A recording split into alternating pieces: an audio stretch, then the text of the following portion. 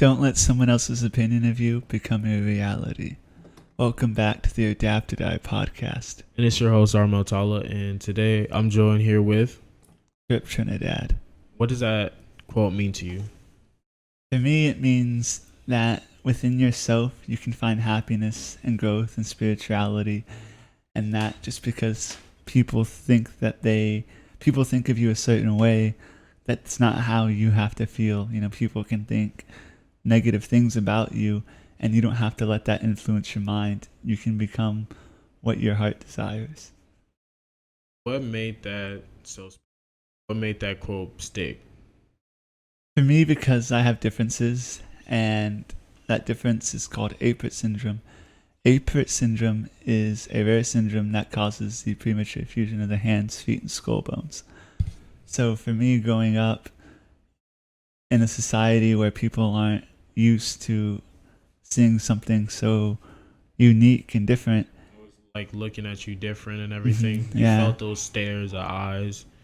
And I was bullied, but I wasn't bullied like how you see like in like the movies where you get shoved in lockers and stuff. But it was frustrating because people look at you and it's like I'm just like it's like you wish that people could grasp that there are other things in the world besides themselves.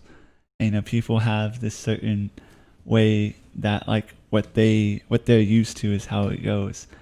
And for me, that quote is just like, within myself, I don't have to listen to these people. I can become something that I want to be, that my heart finds happy.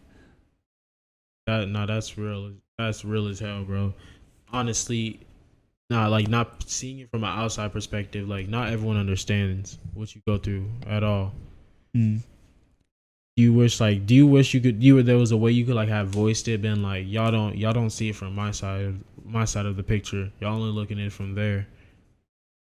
Yes and no, because part of me can't realizes that a toddler doesn't understand that he can't just stare at a person because that makes him uncomfortable. You know, I've had toddlers and kids make fun of me, but that's where I can't really say anything because they don't know any better. And I'm not going to go attack a kid over how he thinks of me. But when it comes to people my age or older, I do wish that. But I was so scared that I never had that courage until it was already not too late for me in a way, but I was already like gone from high school. Like that stuff was kind of in the past. You wish you would have addressed those issues in high school. Yeah, because I think it would have helped me become more comfortable with myself and not feel so much like an outsider. Did you have a lot of friends in high school? Did you connect with a lot of people? I wouldn't say I had a lot of friends. My best friend, Cameron, he left when I was a sophomore, and that was like my guy. That was like my dude. Was I not your friend? You were, but like Cameron and I, like I've known that man since kinder. I feel that. But where I really found my home was the Smithson Valley basketball team. They were my friends, and I wouldn't even consider them friends. I'd consider them family, honestly. That's where we met. That's honestly where we met. You were dope. Honestly, an amazing manager, bro. Always there for us. Always cared about what we had going on. Like, even when someone was down, Tripp was always there like, hey, what's up? Always trying to talk.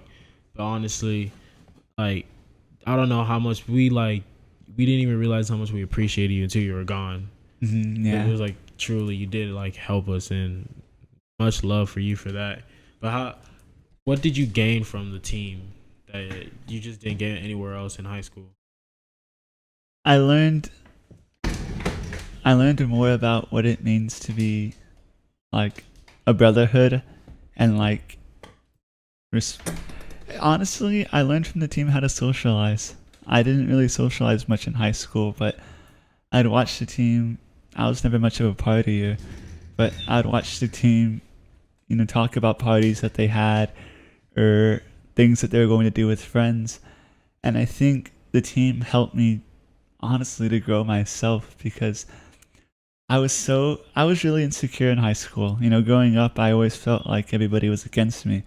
So my first instinct when I met new people was to be cold and defensive because already had your wall up.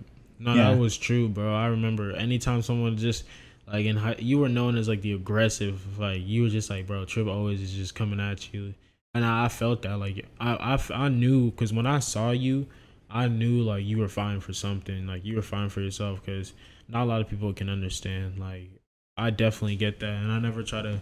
I always put my feet in. I always put my feet in your shoes Mm. just to understand, and I saw you fighting for that, bro. And you did come off that way, but I think you was just like you were just misunderstood. Well, like I wouldn't even say I was misunderstood because I get what you're saying, but I think it was more of my fault. Like I should have realized that there are people who care, and like not everyone's just gonna come attack me. Like I don't have to be worried about people whispering in the corner about me, you know? That's But true. yeah, That's true. That's true. You kind of saw it from a point of view. I'm not gonna accept the negative. I'm gonna look at it from the positive. yeah. That's a good way to like, always trying to stay like a positive mindset will always overcome a negative.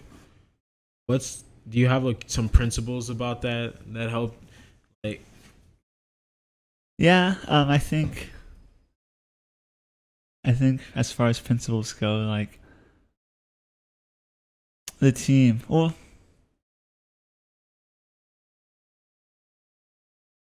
you know, Mel, I do, and I'm probably gonna cry because back in high school, I like now back in high school, I wish I was different because the mindset that I have now is more outgoing and the glass is always half full. In high school, it was always half empty to me.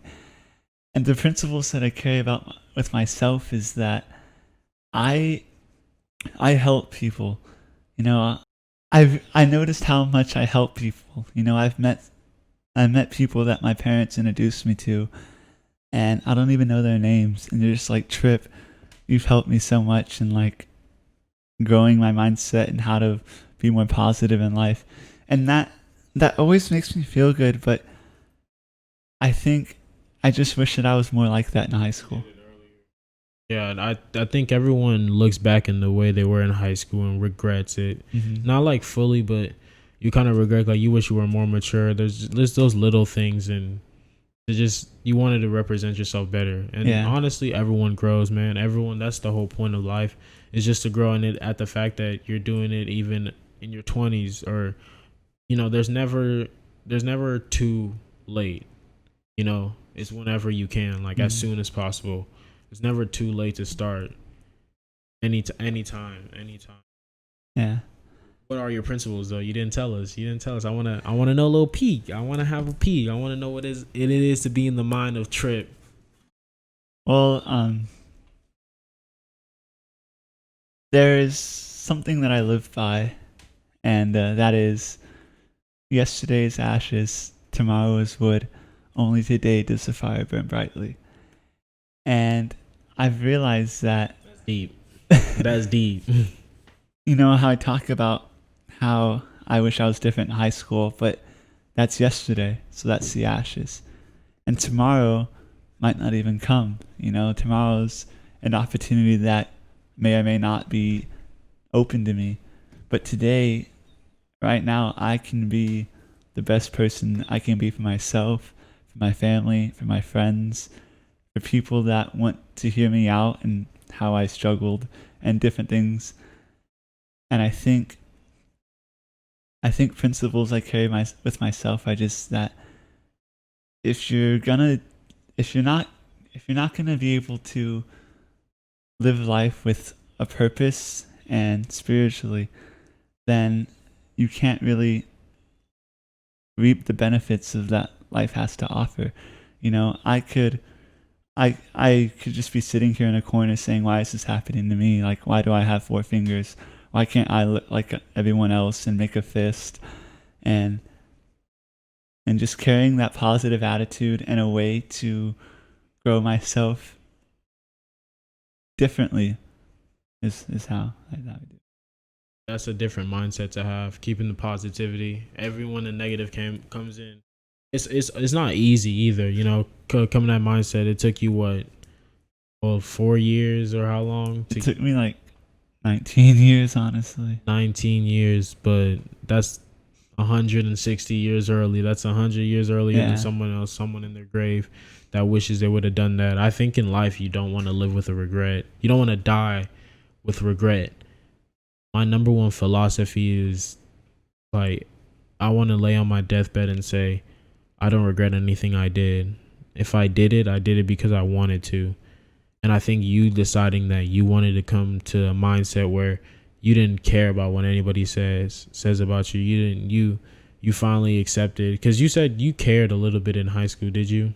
I did. I did care, but I cared about the opinions of people who I wanted to have opinions on me for. If does that make sense? Yeah. Like you cared, because even you say like the people you looked up to looked down on you. Yeah, yeah. And it's weird because um, I'm a big fan of the show The Office. I know you know that as much I talk about it All the time. but I don't really think it's the best, but it's dope though. Don't get me wrong. Don't get me wrong. there's Michael Scott, my favorite character. He has a quote, and it says everyone deserves a second chance.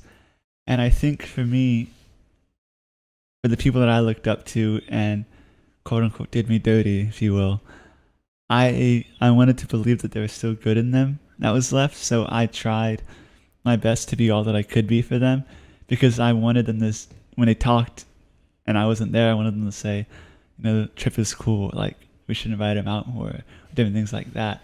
And I tried to reach that with very few people because, like I said, I was cold and defensive to a lot of people, and that's something I wish I could take back. Wishing you could have been more open with just everyone. More open with everyone in the fact that not because I know that there are people that wanted to be my friend, but it was me who like stirred the pot the wrong way. Like I've lost a lot of opportunities in high school that I could have had. Oh, with just friends, different people. Yeah. You left with good memories though, did you? Yeah, I did. Bad. When did you graduate? I graduated in 2018. 2 years out, and it's been 2 years from now. And what are you getting into? Writing. I'm really, really into writing. Really into writing. Yes. That's, if you didn't catch on, that's why we started with a little quote. Tripp gave us his favorite quote from a poem.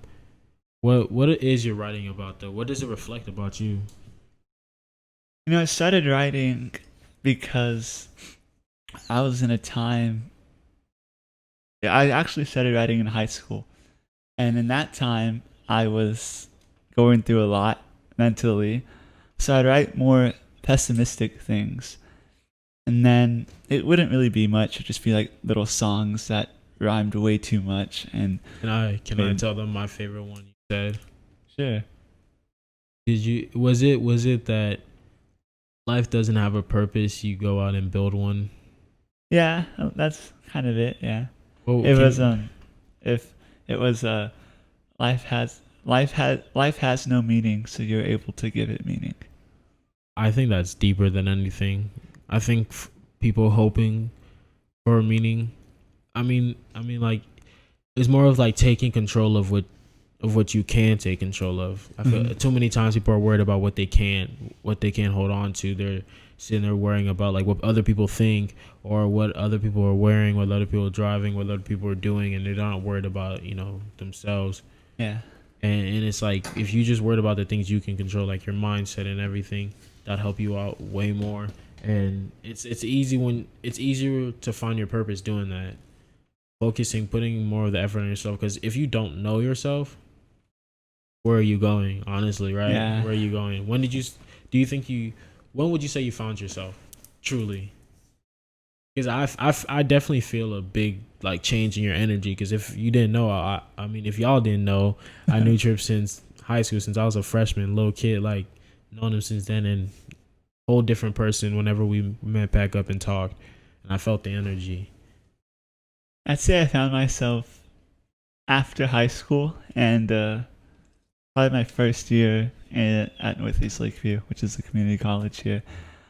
And I was just gonna say, know don't think going to community college is bad at all, because I'm about to go to school and it costs racks. Racks. So whatever you can do to save money, apply for them scholarships. Seriously, look them up, and whatever you do, just save money. But this is a different topic. But back on. And that was like my first opportunity to like really be myself. And I started managing for the Northeast Lakeview team. Made a couple of friends there. But where I found myself more like happier, if that's really what you're asking, or like how I found writing, it's I saw myself able to have better days in college. And I met a friend, and she was like, "Can you help me write this fan fiction?" And I was like, "Sure."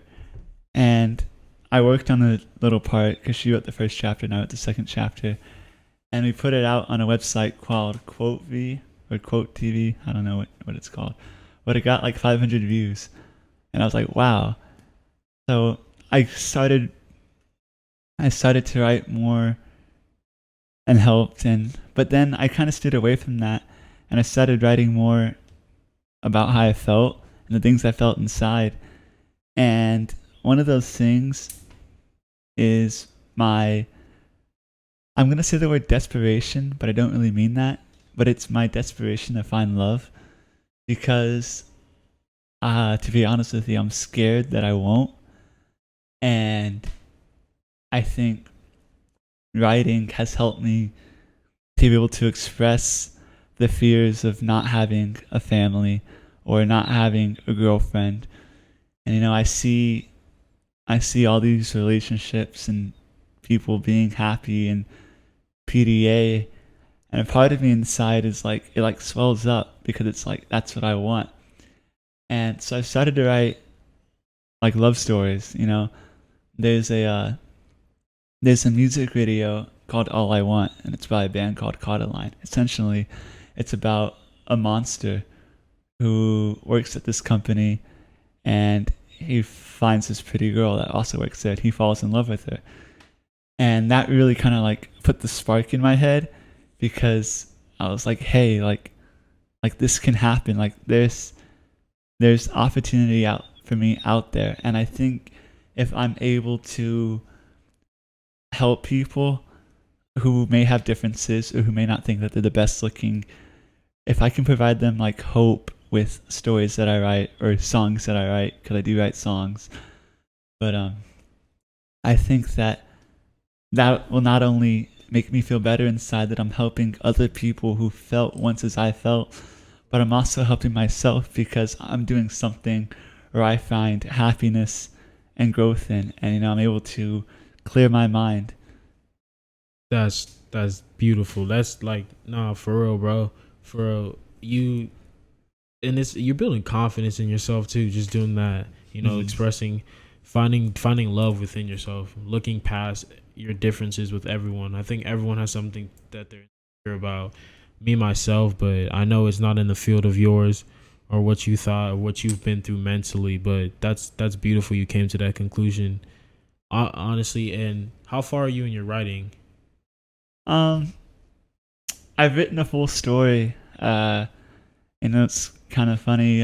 When I first started writing, my parents they kind of took it was more of like a hobby, I guess, and not really that I was serious about it. And I showed people my work and they think it's good, but my dad was like, I want you to write a story for me, and I was like, sure. So I wrote this story, and to give a little background real quick, it's basically about this couple that are super spies, and they go through all this stuff, and they get hired by a company to complete this mission, but it's all a trap, and at the end they have to kill each other. And I won't get too much into it because I am going to publish it. I don't want to spoil it. But bloopers. But Yo, you heard it first here on the Adapt or Die podcast. But I think I would say I'm probably 30% of where I want to be. I'm working on a story right now about how I how I it's kind of semi-fiction, but it's like my journey through life and finding love. And it's I what started kind of like the romantic side of it was, my passion to find love. But I heard a quote, and I hear a lot of quotes, and these quotes help me grow. But it said, just because you don't understand it doesn't mean it's not real to me. And how I feel that is, when I get into a relationship, I know that they're going to be people who are saying, she's only with him. No, she's only with him because she feels bad. Or because, and I do plan to make money, and I don't mean to be like self-absorbed when I say that. But who doesn't want to be financially free? I don't know anybody that doesn't, and if you don't, whatever. But I don't want someone to say like she's only with him because he makes money, and I think that with my writing, I'm gonna grow. Like I'm gonna hit a stride here soon. That's what we like to hear. And you're gonna see something. I love that. That mindset. Push it. Yeah, and also what's kind of interesting is that I've decided not to use my real name, and I'm gonna make a pen name. And obviously, don't tell them. I'm obviously not gonna tell my pen name because they would obviously know whose pen name it is. But and the reason for doing that is because I want to be able to write about all that I feel. Like the times where I was, having lows or different things like that. I don't want that coming back to like my family or my friends, or like, why didn't y'all help him, or like, why didn't? Because I've gotten a lot of love and support from my family and friends. Yeah, I was about to ask that. And like your family through everything is probably has your family been your biggest like support in writing or in life in general? Yeah, I'd say so. My granddad, I'm really, really close to my granddad. Shout out to my granddad. But yeah, they have been. And another thing that is a very special part of my life is it's called Special Olympics. And I've seen a couple of your dubs. Tripp caught dubs. Don't play with him. That's what he gets for hanging around the hoopers. I started back in like 2016, but I participated in track, basketball, softball, bowling, and now golf. I'm gonna be doing golf. But the people that I've met there have been so much of a blessing in my life that like when I'm around them, it's like, this is gonna sound kind of weird, but it's like there's no evil, It's like there's no negativity. It's like this is like that's the beauty of being around people that understand you. Mm-hmm. That's the beauty of it. Yeah, and I really they've been a huge support. Not really like in my writing. I don't really talk about like my writing, but like it's more of like just like growing and helping me grow. I feel that finding those, like, surrounding yourself with the right people is always gonna take you a step further in life, because we are who we hang around. That's truth, and that's like you gotta reflect on who your friends are, cherish the ones that are around, and love everything that you have. But what would be your 3 advice just to kind of top off this podcast? Top 3 advices. Number 1 would be that Thomas Jefferson said, there's life, liberty, and the pursuit of happiness for a reason. And now we have life, and in our own way we have liberty, but he said pursuit of happiness is because we're always supposed to be trying to find happiness. Happiness isn't something that comes to us and then we always have it, it's like it goes. So you have to constantly find happiness within yourself and within your environment. Number 2 would be... I like that one. Number 2 would be to keep a growing mindset and to educate yourself on whatever it is you feel that will help you and inspire you. Number 3 would be that just because you're Just because you fail, that doesn't make you a failure. Just because you lose, that doesn't make you a loser. You can always get up and try the next day. Try the next shot. Try the next bat. I love that. I think that ties back to your one about the wood. Can you repeat it one more time? I love that one so much. Yesterday's ashes, tomorrow's wood. Only today does the fire burn brightly. I think we can all take something from Tripp's story. I think we can all take something from Tripp's great advice. And the poem itself, it's beautiful. It's beautiful because the way I hear it and I read it was, your ashes of tomorrow you can't do anything with. And your ashes of yesterday you can't do anything with. And if tomorrow's the wood, all you can do is focus on putting the wood in the fire to keep going, to keep surviving. That's what we are about in Adapt or Die. So please continue to grow, continue to think, and continue to stay positive. Yes, Thank you, Tripp, for coming on and sharing your advice. Anything you want to say to the people? One last goodbye? Or maybe you're coming back. Who knows? Thank you all for listening to this and supporting my friends. And always remember to keep smiling. Peace, love, and positivity. It's your host, Armel Tala, and it's been the Adapt or Die podcast. I don't even know which episode at this point, but Jalen says 5. It's coming out, baby. Deuce.